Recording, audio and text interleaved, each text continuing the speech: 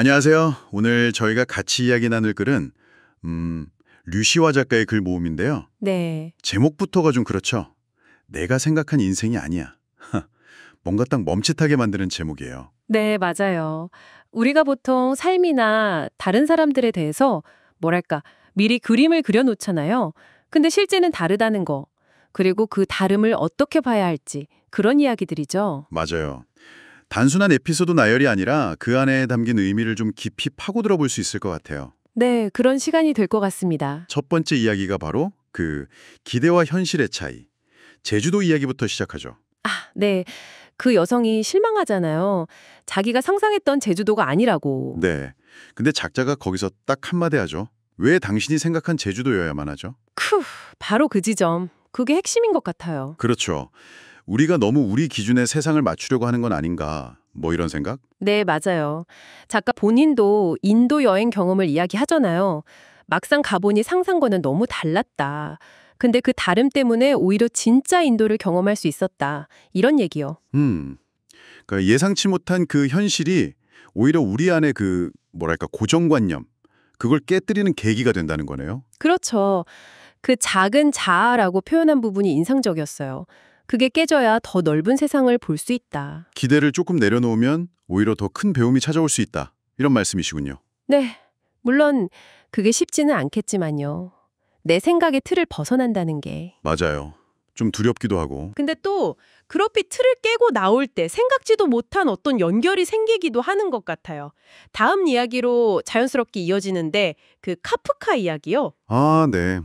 카프카 하면 보통 좀 불안, 고독 이런 이미지가 강한데. 그렇죠. 근데 인형 잃어버리고 슬퍼하는 소녀를 위해서 매일같이 인형인 척 편지를 써줬다는 거잖아요. 몇 주 동안이나. 네, 그 이야기는 정말 좀 의외였어요. 카프카한테 그런 면이 있었다는 게. 그러니까요. 아무리 어둡고 힘든 내면을 가진 사람이라도 타인의 슬픔에 공감하고 손 내밀어 줄 수 있는 그런 친절함이 있다는 거죠. 작가가 바라나시에서 겪은 경험도 비슷하잖아요. 남편 잃고 세상에 막 분노를 표출하던 옆집 여자분. 네, 그분한테 매일 다히 그 요구르트를 건넸다고 했죠. 네, 처음엔 반응도 없었지만 그 작은 행동이 결국엔 마음의 벽을 조금씩 허물었잖아요. 아, 그 사소한 연결의 시도가 중요하군요. 그렇죠. 고통이라는 게 종종 사람을 고립시키는데 아주 작은 관심 표현이나 연결이 그 덫에서 빠져나오는 시작이 될 수 있다는 거죠. 겉으로 보이는 모습 너머에 있는 고통을 좀 보려고 노력하는 거, 그리고 아주 작은 친절이라도 실천하는 거, 이게 관계를 바꿀 수도 있겠네요. 네, 바로 그거죠.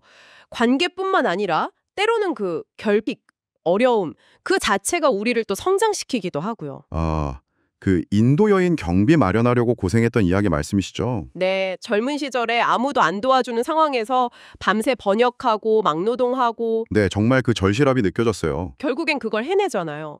그래서 작가가 말하죠. 절실하게 원한 모든 순간이 날개였다고. 그 표현이 참 와닿더라고요. 네, 그 절실함, 그 결핍이 오히려 잠재력을 끌어내고 스스로 날아오르게 만드는 힘이 됐다는 거죠.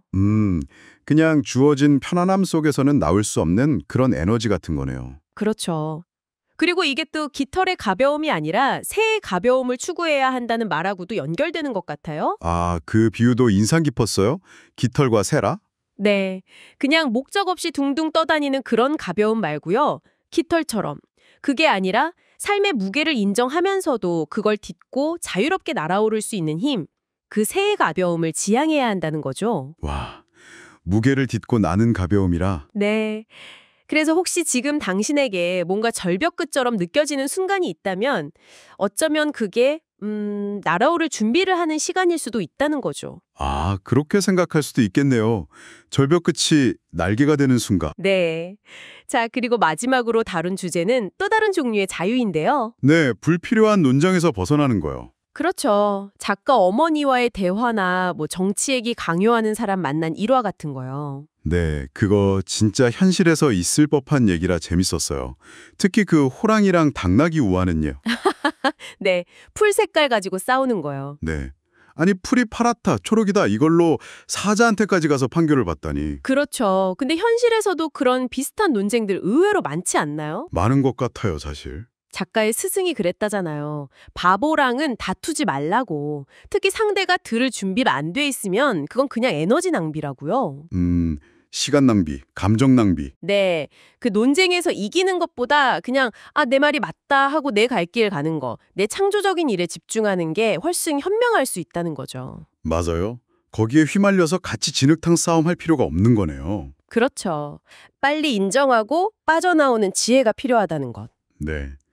자, 오늘 이렇게 류시화 작가의 글들을 쭉 따라가 보면서 참 여러 가지 생각할 거리를 얻은 것 같아요. 네, 뭐 기대와 다른 현실을 받아들이는 법부터 시작해서요. 네. 그리고 작은 친절이 가진 힘, 또 결핍이 오히려 성장의 동력이 될 수 있다는 거. 그리고 마지막으로 무의미한 논쟁에서 좀 자유로워지는 지혜까지. 결국 핵심은 그거 같아요. 삶이라는 게 내가 딱 계획하고 예상한 대로만 흘러가는 건 아니지만 그렇죠. 바로 그 예측 불가능함 속에 오히려 진짜 배움과 성장의 기회가 숨어 있다는 거. 네, 맞습니다. 중요한 건 어떤 고정된 생각의 틀에서 좀 벗어나서 열린 마음으로 세상을 보고 또 사람들과 연결되고 그러면서 궁극적으로는 어떤 상황에서도 흔들리지 않는 나만의 중심, 그 새의 가벼움을 찾아가는 과정이 아닐까 싶어요. 네. 자, 그럼 마지막으로 당신께 한번 질문을 던져볼까 합니다. 오늘 당신의 생각 속에 원래 내가 생각했던 건 이건데 하는 그런 기대나 고정관념 딱 하나만이라도 살짝 내려놓아 본다면 어떨까요? 혹시 모르잖아요. 그 작은 틈으로 전혀 예상치 못했던 새로운 풍경이 보일지요. 한번 생각해 보시면 좋겠습니다.